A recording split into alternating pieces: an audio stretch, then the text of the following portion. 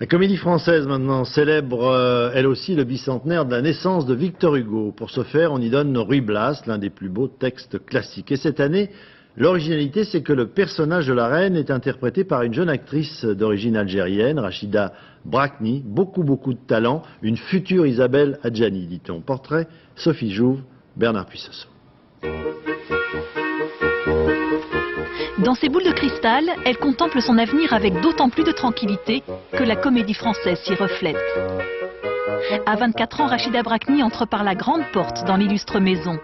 Curieuse, mutine, mais nullement impressionnée. Enfant dans sa cité de Savigny-sur-Orge, elle rêvait pourtant d'être avocate. Je connaissais pas Molière, je connaissais pas tous ces auteurs-là.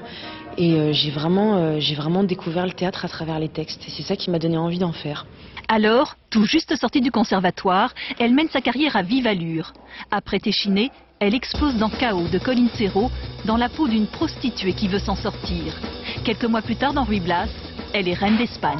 Vers de terre amoureux d'une étoile, qui pour vous donnera son âme s'il le faut, et qui se meurt en bas quand vous brillez en haut.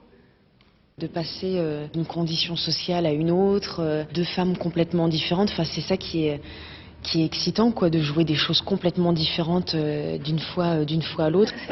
Sous le regard de quelques auteurs qu'elle admire, la comédienne savoure le cadeau que lui a fait Brigitte Jacques, qui la met en scène. Un grand rôle, qui sonne comme une belle promesse pour les acteurs issus de l'immigration, et pour la famille de Rachida, c'est le bonheur tout simplement.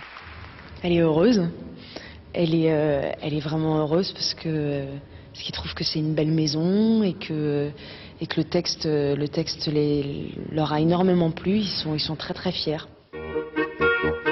Fière de ses origines, sans les brandir comme un étendard, Rachida Brakni symbolise désormais la jeune première d'aujourd'hui.